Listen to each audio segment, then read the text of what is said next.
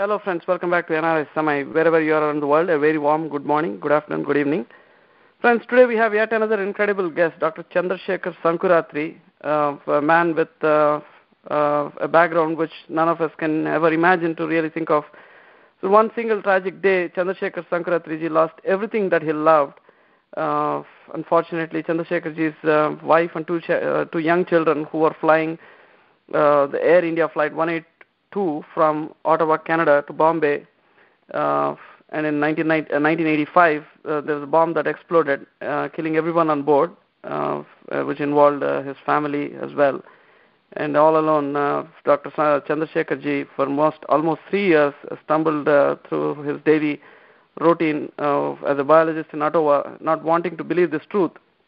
So after considerable soul-searching, Sankuratri ji made a decision. Few others, might...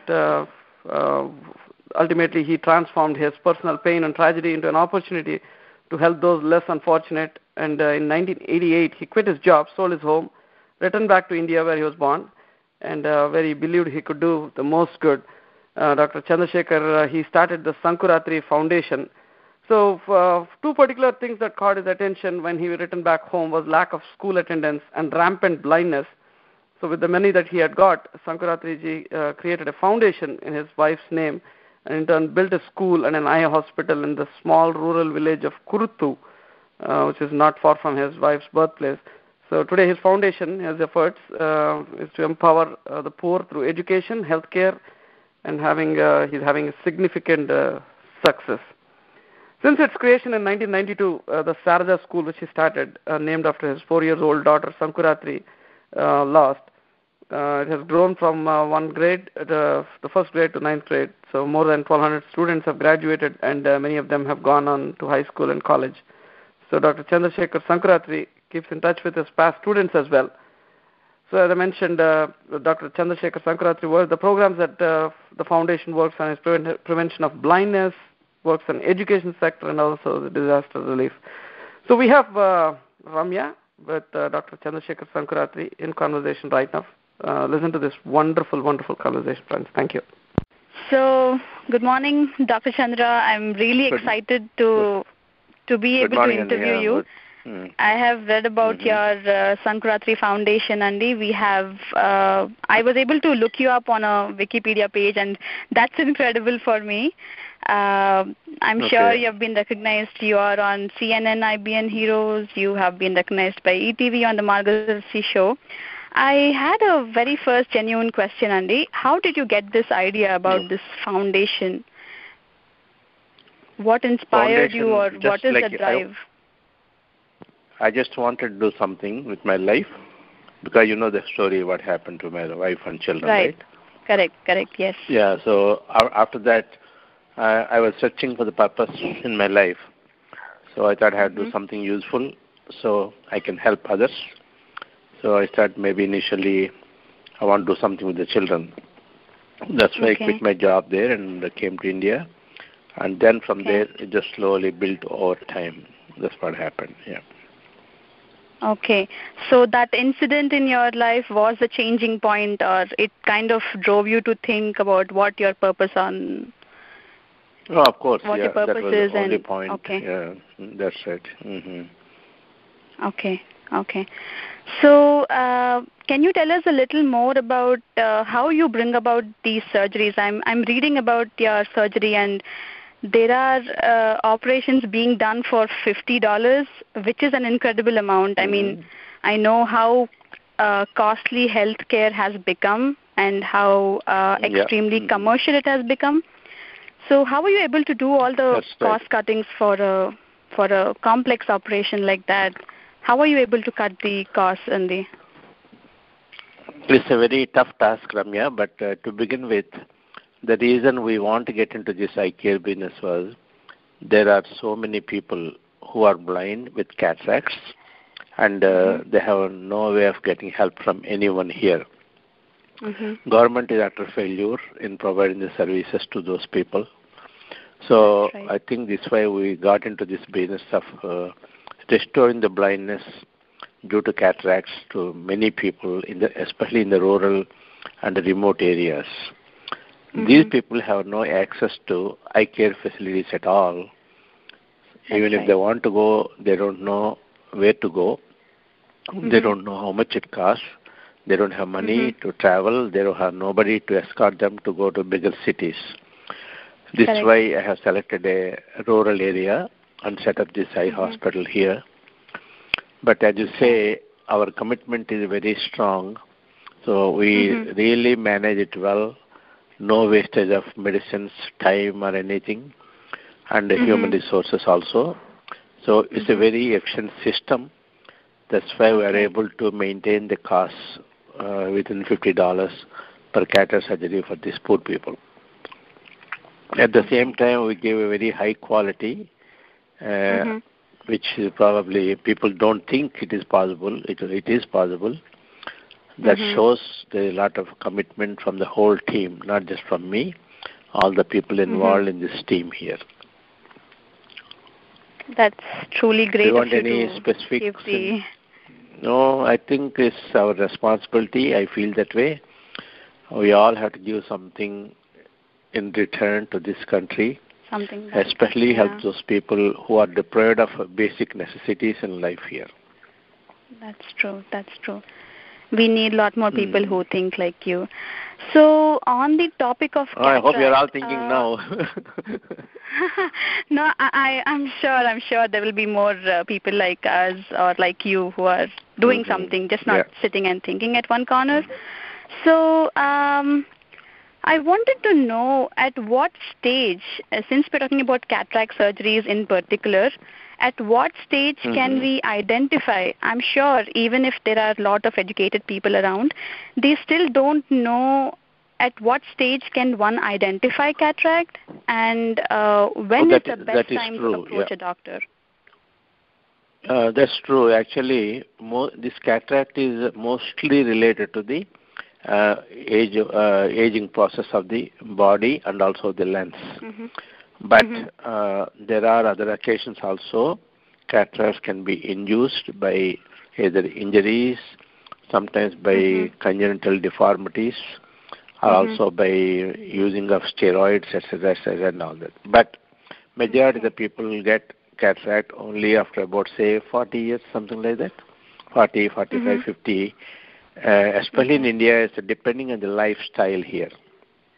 Say, for example, in the Western countries, cataract is the aging process that comes only after 70 or 80, roughly.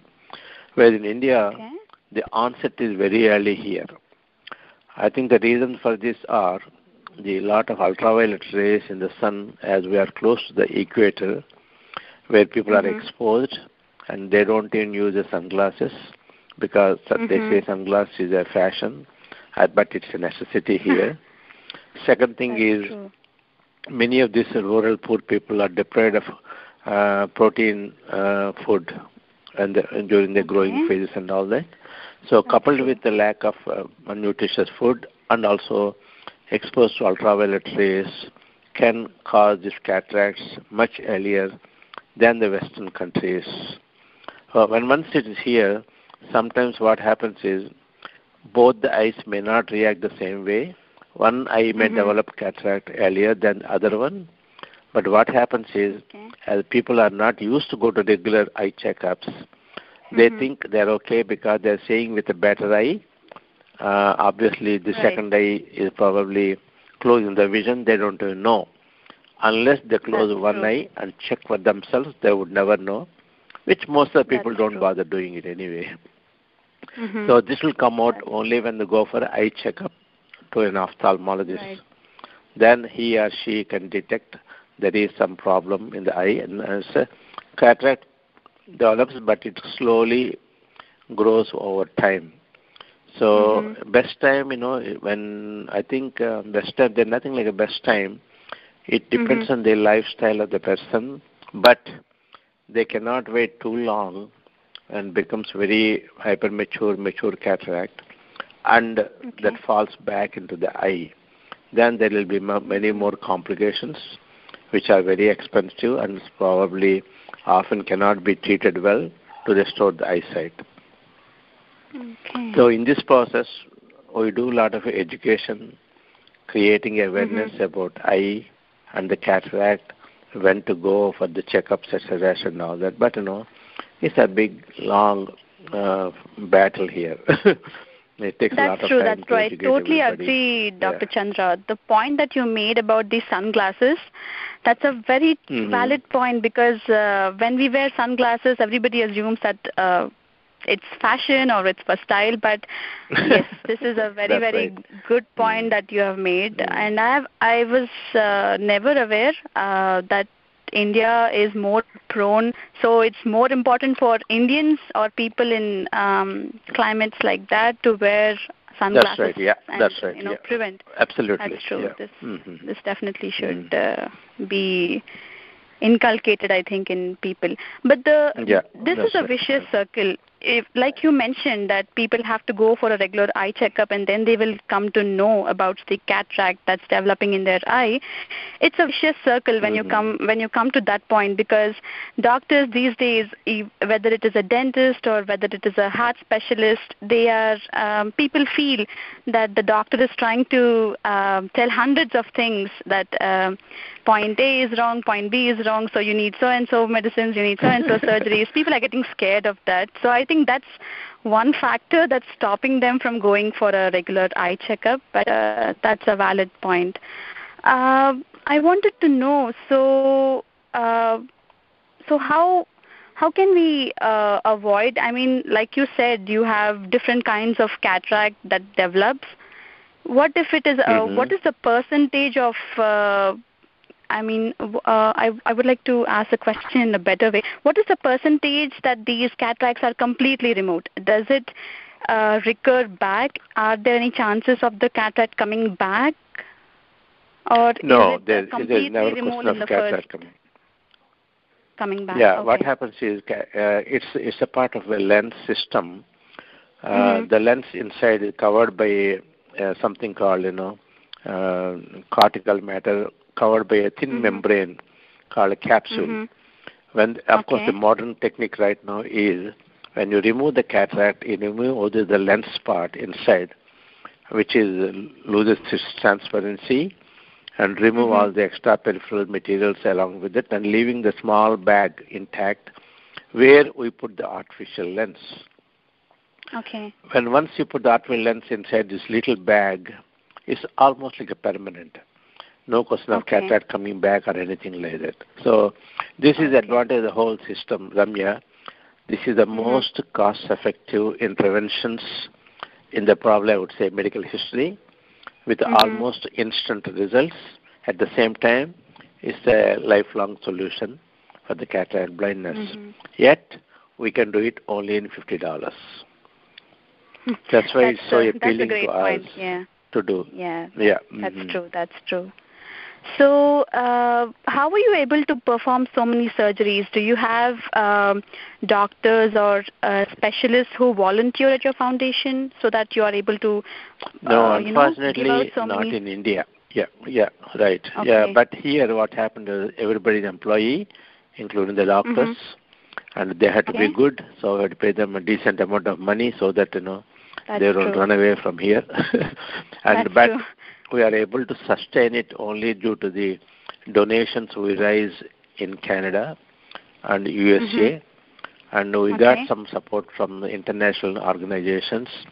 Only because of that, we could do 90% of surgeries free of cost to the poor and needy, while only 10% of the patient pay for their cataract surgery.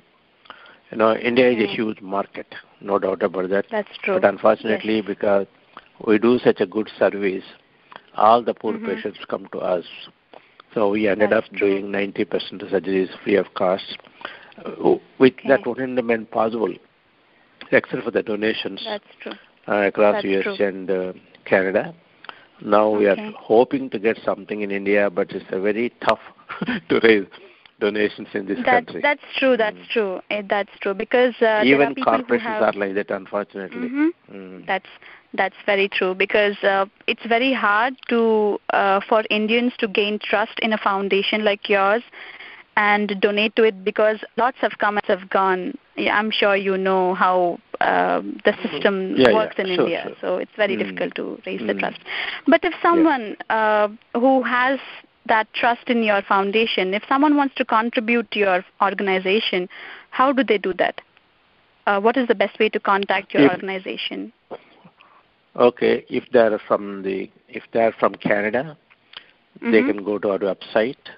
They can donate online. They can donate to check or travel, I don't know, credit card, whatever it is, and all that. The website there is www.msmf.ca,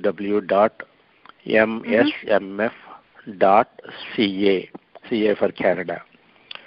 For example, if somebody from USA want to donate, they can donate to Kruti Data, which is a registered organization in USA, based at Houston, which is qualified under 501c or whatever it is. So if they send it there, that money will come here. When they send the money, they should say this is for cataract surgery, number of cataract surgeries, blah, blah, and whatever it is money they can send.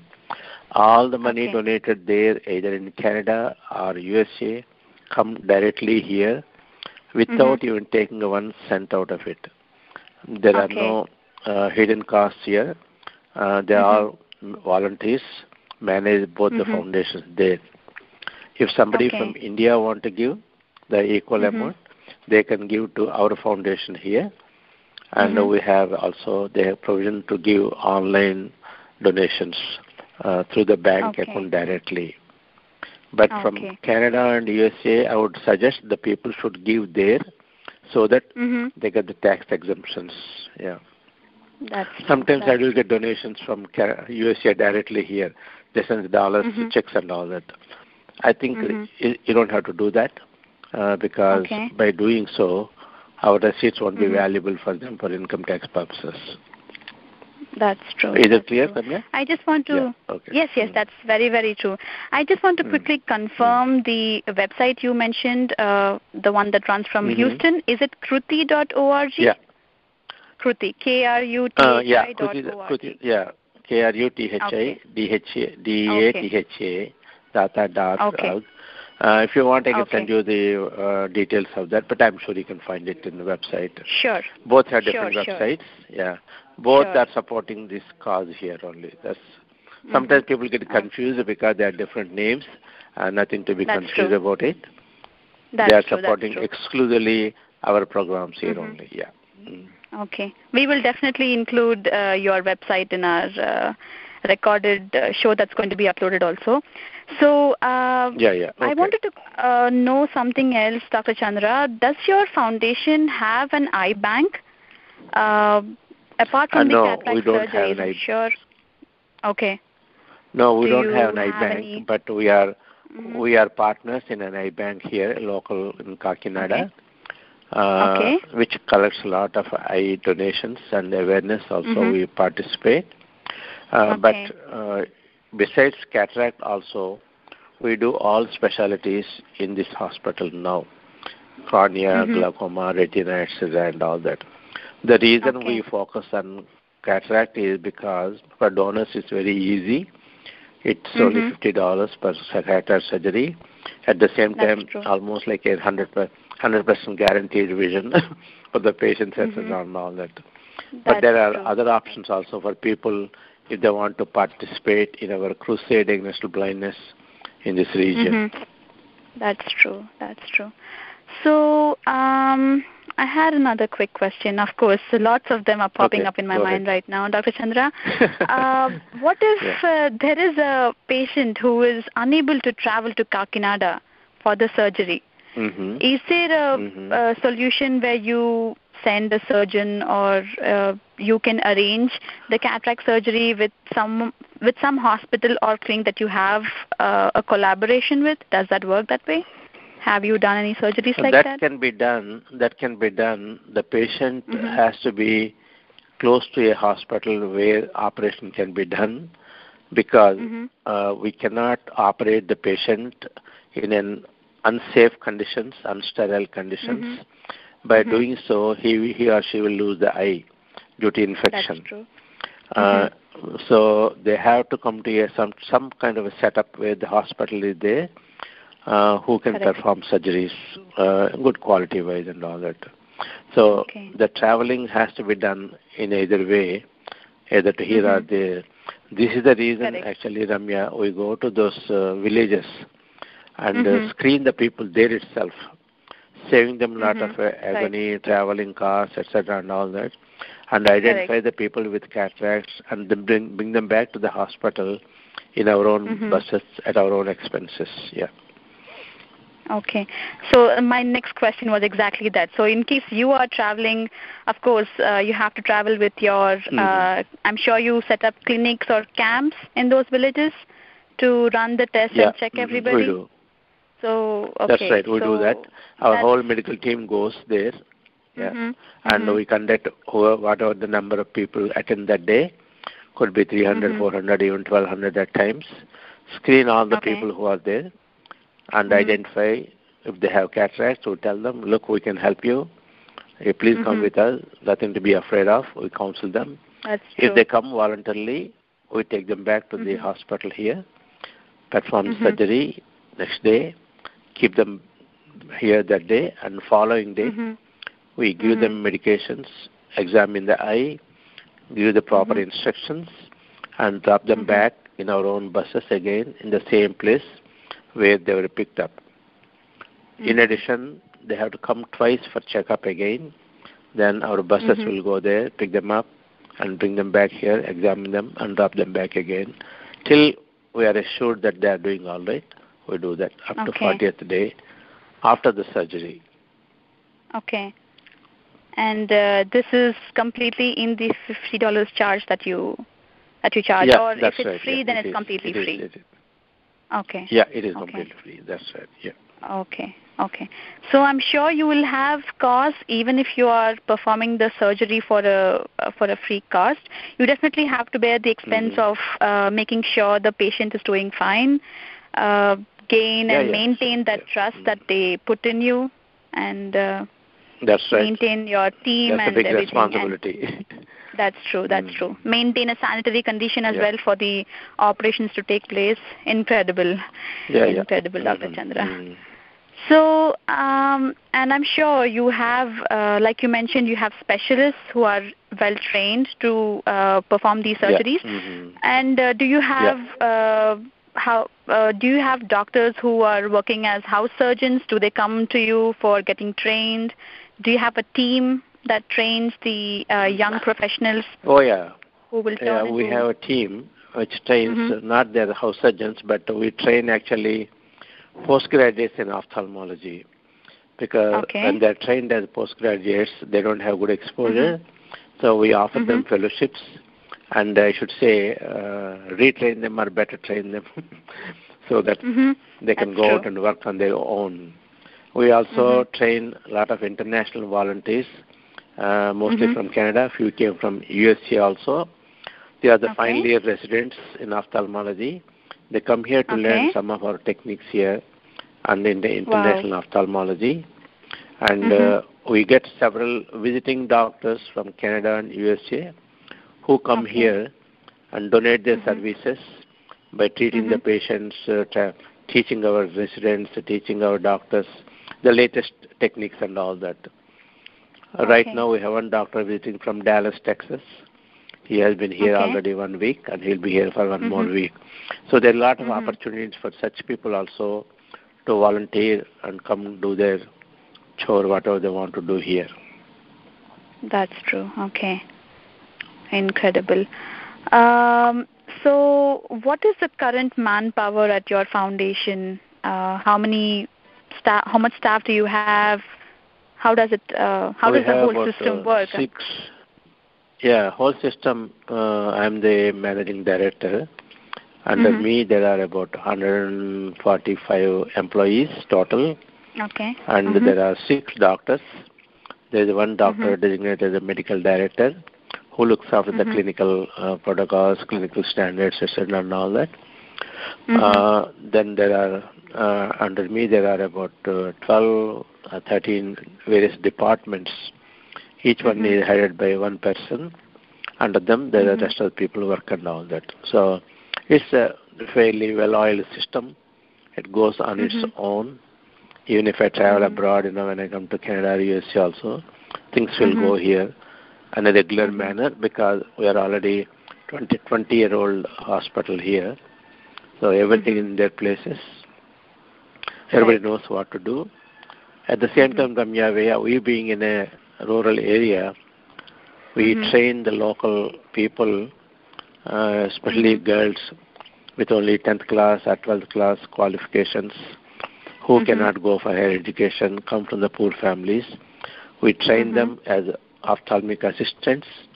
So we empower them. They work in the hospital. They do an excellent job. So far, we have trained close to 350 people like that who are working in various capacities at different places all over India and Andhra Pradesh.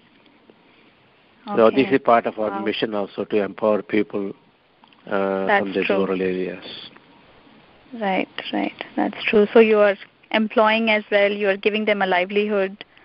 That's great. That's right. Yeah. We are. Yeah. So, to what sections of society is your foundation approachable? Is it? Do you have? I'm sure you just take 10% of the operation charges from the regular people, apart from the poor and downtrodden people who cannot afford these surgeries. What is the number of people? To what levels of society people are approaching your foundation? To a corporate hospital, maybe for a surgery, or to support to get their surgeries or to get their checkups done and as patients. Oh yeah, surgeries. Yeah, there are a lot of. I would say there are about 30-40% of the people who can afford come for checkups, and the rest are all the outpatients. But when it comes to the surgeries, we get only 10 to 15% people from the paid section, whereas the surgeries are completely, 85 to 90% are free of cost. That's where most expenses are, not in the outpatient clinic, but this is where we have been struggling to increase the number. Without the support of the donations or the international organizations, I don't think we can continue this way forever, because it's not possible to do it in the long term. As everything is going expensive, inflation is really hitting. We had to pay more salaries for doctors and everything, power, water, etc., and all that. Correct. So in a way, if there is a lot more exposure to your hospital, I'm sure the middle class or people from the paid sections also can afford your. We are counting on that actually. Right. If we get 50% paid people, we can easily do 50% of the free surgeries without anybody's help. Right. We can do that. Yeah. That's true. That's true. So since you mentioned, I'm sorry. Go ahead, please.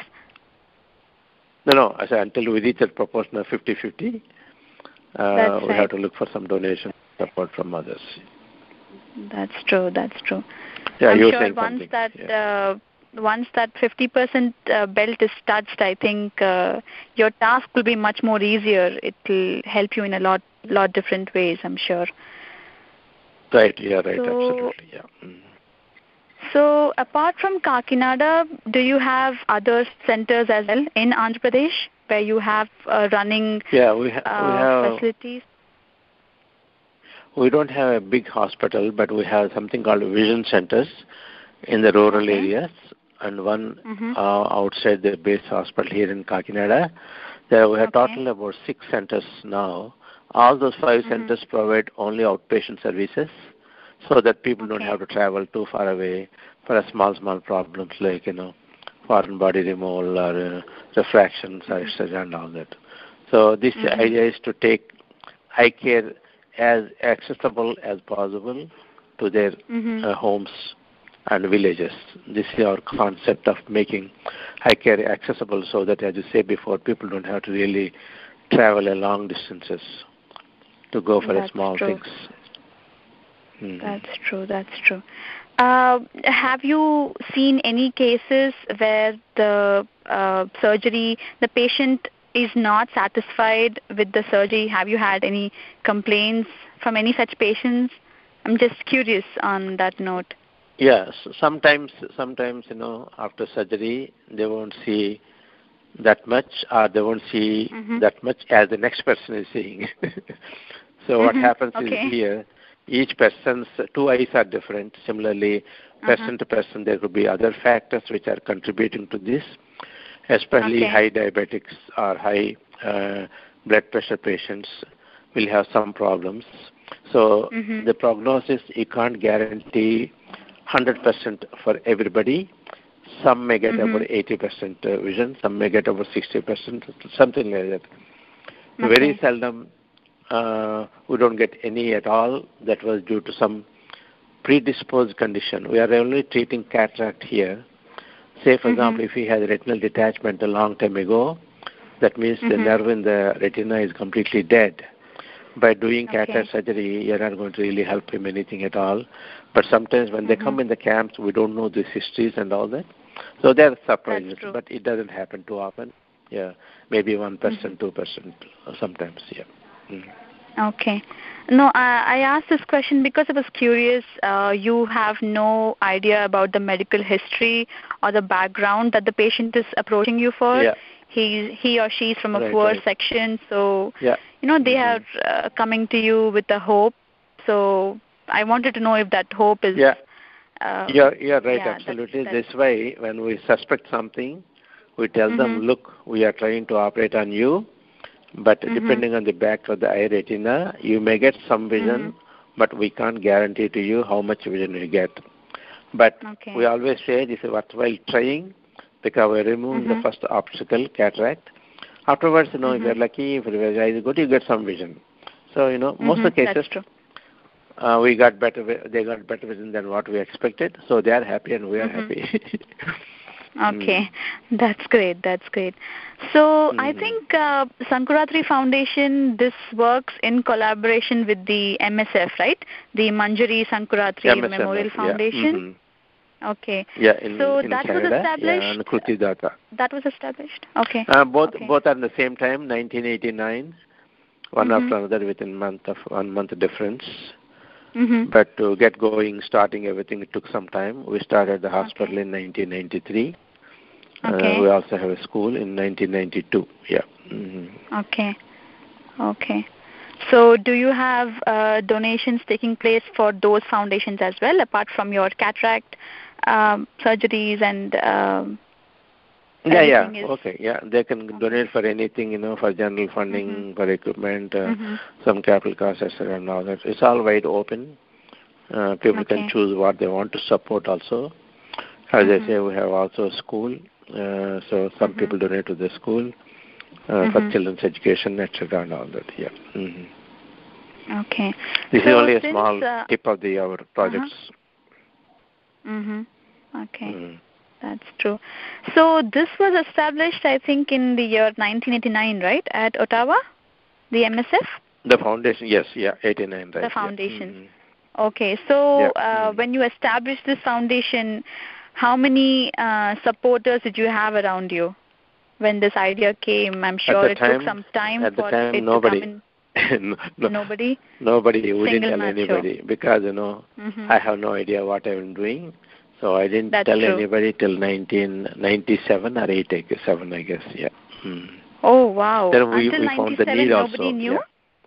Okay. No, well, I guess knew, but I didn't get support from anybody. I was completely doing with my own resources. Okay. Of course, at the time, the operations also were very small numbers, not this much in thousands. Now we do 12,000 per year here. Oh, wow. 12,000 per year. Okay. So, Dr. Chandra, I'm sure you've been hearing the word Arogyasri. This has become a word that is extensively Arogyasri, the health cards or health schemes. What is your opinion on the whole Arogyasri concept? Do you think it is working well? What are your thoughts about that? I think it's a good idea, but like everything else, it has some darker side to it because a lot of people who can afford are making use of it. That is not fair. I mean, that's what's happening now. Yeah. But it also helping some people at the same time who can't afford the big surgeries like, bypass surgeries, valve replacements, orthopedics, etc. and all that, which runs into thousands of rupees. So it helps those people, some genuine people. Yeah. Yeah. I think everything we do, there's always one side to other side, and people have to balance it. There are two sides to the coin. That's true. Yeah, people are very ingenious. They always take advantage of these things, and some people want to cheat something, system, etc. and all that. This is a part of the life. That's true. That's true. I had one important question, Dr. Chandra. We keep seeing so many advertisements for organ donation, especially in USA. I keep seeing about organ donation so much. I don't think it is extensively brought to everybody's attention in India. It's just coming now, Ramya. It's just coming now? It is just coming, hearing about it, because first of all, it started with cornea donation. Now they're slowly extending into organ donation. I think it's a good idea to promote it because so often bodies are wasted, organs are wasted when so many people are waiting to get help from them. It should be promoted, you're right, absolutely. That's true. So does your organization or your foundation, does it concentrate on that too, especially when we are talking about eye surgeries? I know for sure that we do concentrate on cornea donations only, not organ donations. Okay. Cornea donations, that's true. Okay. So the eye banks with which you have a tie-up, do you procure the corneas from there? Yeah, we do. Of course, we do. So far, I guess, in the average year, we do about 100 transplants, cornea transplants. Yeah. 100 cornea transplants. Okay. Yeah. Just a very curious question, Dr. Chandra. So, within how many hours should the cornea be removed for it to be used at a later stage? It should be 6 to 7 hours. Yeah. 6 to 7 hours. 6 to 7 hours. It should be taken and put in some sort of medium. Then you can keep it for 4 days, 5 days, depending on which medium it is. There are some media now available which can keep up to 10 days, something like that. Yeah. Okay. So the maximum is 10 days within which the surgery has to be done, the cornea has to be used? That's right. Okay. Yeah, that's right. Yeah. Okay. So this interview for me has been an eye-opener for so many issues, Dr. Chandra. I'm sure a lot of people have some assumptions about how cataracts are developed and what is I think very basic measures can be taken to eliminate or eradicate the whole process in the first stages. So how many... I don't think it can really eliminate. It's a part of the aging process. Maybe we can delay it, onset of cataract. Yeah. Right. That's right, Okay.